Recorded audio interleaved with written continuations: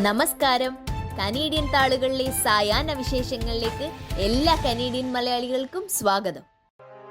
അന്താരാഷ്ട്ര വിദ്യാർത്ഥികളെ കാനഡയിലെ ക്യാമ്പസിന് പുറത്ത് ആഴ്ചയിൽ 24 മണിക്കൂർ മാത്രം ജോലി ചെയ്യാൻ അനുവദിക്കുന്ന പുതിയ നിയമം ഈ സെപ്റ്റംബർ മുതൽ പ്രാബല്യത്തിൽ വരും.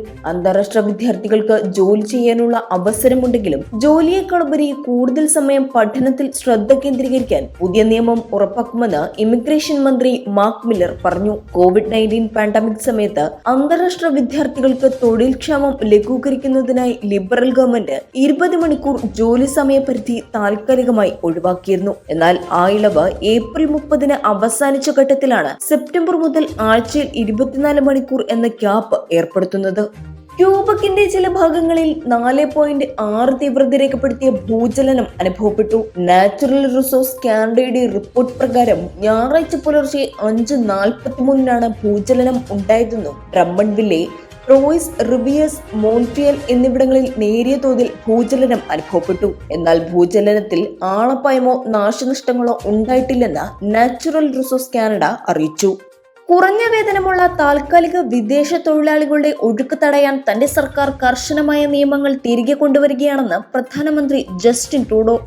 ഒഴിവ് നികത്തുന്നതിനായി കാനഡയ്ക്കുള്ളിൽ നിന്നും തന്നെയുള്ള ജോലിക്കാരെ റിക്രൂട്ട് ചെയ്യാൻ കമ്പനികൾ സന്നദ്ധരാകണമെന്നും എന്തിനും വിദേശ തൊഴിലാളികളെ ആശ്രയിക്കുക എന്ന നയം ഇനി പിന്തുടരുക അപകടകരമാണെന്നും ലിബറൽ സർക്കാരിന്റെ ഇതുവരെ സ്വീകരിച്ചു പോന്ന ഉദാര നയങ്ങളിൽ നിന്നുമുള്ള വ്യതിയാനമാണ് കുടിയേറ്റ വിഷയത്തിൽ ഇനി ഉണ്ടാകാൻ പോകുന്നതെന്നും ഇതു ദീർഘകാലാടിസ്ഥാനത്തിൽ കാനഡയ്ക്ക് ഗുണമുണ്ടാകുക എന്ന ഉദ്ദേശത്തിൽ നടപ്പാക്കുന്ന ഒന്നാണെന്നും വ്യവസായ ഉടമകൾ ഉദ്ദേശലക്ഷ്യം മാനിച്ച് പരമാവധി സഹകരിക്കണമെന്നും ഹാലിഫാക്സിലെ ലിബറൽ ക്യാബിനറ്റ് റിട്രീറ്റിൽ ട്രൂഡോ അഭ്യർത്ഥിച്ചു. എഡ്മണ്ടണിൽ നിന്ന് 560 കിലോമീറ്റർ വടക്ക് പടിഞ്ഞാറുള്ള ഫോർട്ട് ബെർമിലിയണിൽ ഹെലികോപ്റ്റർ തകർന്നു വീണ് പൈലറ്റ് കൊല്ലപ്പെട്ടു. ഹെലികോപ്റ്റർ തകർന്നു വീണത് വൈദ്യുത ശൃംഖലയുടെ മുകളിലേക്കായതിനാൽ ആൽബർട്ടയുടെ ഭൂരിഭാഗവും നിയന്ത്രിക്കുന്ന ATCO ഇലക്ട്രിക് ശൃംഖലയുടെ പ്രവർത്തനം ഏതാനും മണിക്കൂറേക്ക് തടസ്സപ്പെട്ടു. ഏതാണ്ട് 3800-ലധികം വൈദ്യുതി ഉപഭോക്താക്കളെ ഈ അപകടം ബുദ്ധിമുട്ടിലാക്കിയതായി ബന്ധപ്പെട്ട കേന്ദ്രങ്ങൾ അറിയിച്ചു. ADGP MR Ajith കുമാറിനെതിരെ PV Anwar MLA ഉയർത്തിയ ആരോപണങ്ങളിൽ അന്വേഷണം പ്രഖ്യാപിച്ച് മുഖ്യമന്ത്രി. എല്ലാ കാര്യവും ശരിയായ നിലയിൽ സർക്കാർ പരിശോധിക്കും. ഒരു മുൻവിധിയും ഉണ്ടാവില്ല. ചില പ്രശ്നങ്ങൾ ഉയർന്നു വന്നിട്ടുണ്ട്. പ്രശ്നങ്ങൾ എല്ലാ ഗൗരവവും നിലനിർത്തി തന്നെ ഉന്നത പോലീസ് ഉദ്യോഗസ്ഥൻ അന്വേഷിക്കും. അച്ചടക്കമാണ് പ്രധാനം. അച്ചടക്കം തടസ്സപ്പെടുത്തുന്ന നടപടികൾ വച്ചു പൊറപ്പിക്കില്ല, മുഖ്യമന്ത്രി പറഞ്ഞു.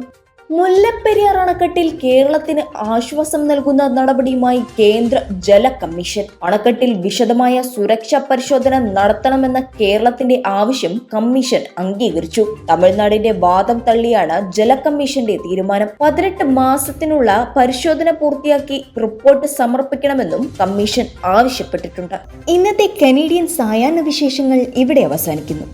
ഇത് നിങ്ങളിലേക്ക് എത്തിച്ചത് Polaris dental Brampton, Latha Menon barrister solicitor of Menon law professional corporation, കേരളക്കാരി house Mississauga, Gopinathan Ponmanadiyil, Rudraksha gem expert, Roy George broker of records.